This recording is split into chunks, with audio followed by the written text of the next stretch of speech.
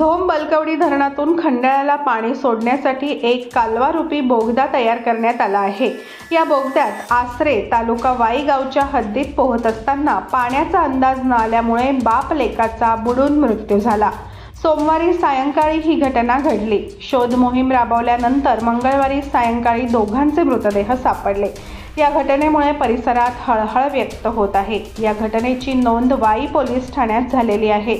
उत्तम सहदेव ढवळे वय वर्ष 42 व अभिजित उत्तम ढवळे वय वर्ष 10 अशी बुडून मृत्यू झालेल्या बाप लेकांची नावे आहेत। एप्रिल महिना सुरू झाल्यामुळे नागरिकांच्या अंगाची लाही होऊ लागली आहे।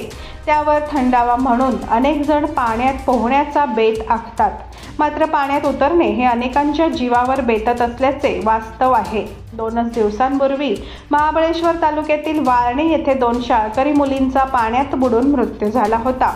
त्यानंतर आसरेमध्ये बाप लेकाचा मृत्यू झाल्यामुळे वाई तालुक्यात खळबळ उडाली आहे।